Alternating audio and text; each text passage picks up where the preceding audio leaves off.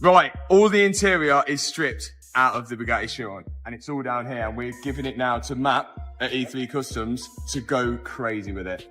Everything about the original interior was dark, restrained, and predictable black leather, black Alcantara, subtle bronze accents. It was exactly what you would expect from a Bugatti Chiron. And then everything changed. What replaced it is something no one would normally associate with a Bugatti, something that almost feels like it shouldn't exist at all. A completely one-of-a-kind interior that breaks every expectation, not just in how it looks, but in how it was created. At first glance, the bold purple and white split leather feels like the most obvious departure, but the real story runs much deeper than colour. This interior is the result of rebuilding components that were never meant to be rebuilt outside of Bugatti's tightly controlled ecosystem. Airbags that had deployed in a crash, seatbelts that had fired their pretensioners, leather panels torn apart at precise failure points, all of it destroyed. All of it considered replaceable only through official channels that are notoriously restrictive, expensive, and slow. In a conventional scenario, this level of damage would mean sourcing entirely new components directly from Bugatti, involving approved workshops, long waiting periods, and enormous costs. That is the route the manufacturer intends, and for most owners, it is the only realistic option. But in this case, a different approach was taken. Instead of relying on official supply chains, the rebuild leaned on knowledge, ingenuity, and a willingness to question assumptions about what is actually required to restore such a complex system. The process became less about replacing parts and more about understanding them, how they function, how they are built, and how they can be recreated or substituted without compromising performance. What makes this especially compelling is how many different skills had to come together. This wasn't a one-person effort. It was a collaboration where each contributor brought something essential. There was the technical understanding of how to cross-reference parts, identifying where components from other manufacturers could serve as exact or near-exact replacements. There was the craftsmanship required to physically rebuild and retrim every visible surface. And there was also the perspective of someone willing to give an honest reaction, someone not caught up in the technical challenge or artistic vision, but simply judging the result for what it is. The engineering side of the rebuild is arguably the most impressive, even if it is less immediately visible than the vibrant new design. Modern airbag systems are not simple devices. When deployed, they involve a chain reaction of events, explosive charges firing, gas inflating the bags in milliseconds, pretensioners locking seatbelts, sensors recording impact data. Once activated, these components are essentially spent. The standard solution is replacement, not repair.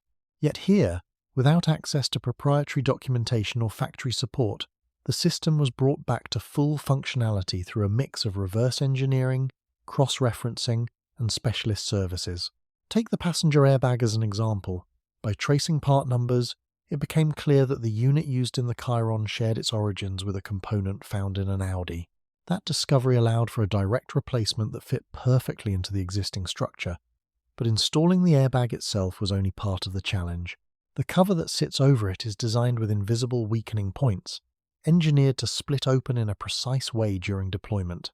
Replicating that required careful measurement, digital modeling, and laser cutting to achieve the same behavior without any official guidance. The result is a panel that looks flawless from the outside, but performs exactly as intended when needed. The steering wheel introduced another layer of complexity. The explosive initiator inside it, the squib, turned out to match a component used by Aston Martin. That meant the internal mechanism could be replaced while retaining the original housing. Meanwhile, other airbags were sent to specialists capable of resetting and repriming the explosive elements, effectively restoring them to working condition. Each solution was different, tailored to the specific component, but together they formed a complete, functioning safety system that operates as it should. While all of this was happening beneath the surface, the visual transformation was taking shape. The decision to go with purple and white was not an obvious one, and it wasn't universally embraced at first. There was uncertainty about whether such a bold palette would suit a car like this, but the vision belonged to the owner, and that vision was followed through completely. The result is an interior that feels cohesive despite its unconventional colours. One seat finished primarily in purple with white accents, the other reversed. The dashboard split to match, integrating repaired components seamlessly into the design. Even the seatbelts were reworked to fit the new scheme, tying everything together. The craftsmanship involved in achieving this cannot be overstated. Every piece of leather was removed, repatterned, and reassembled.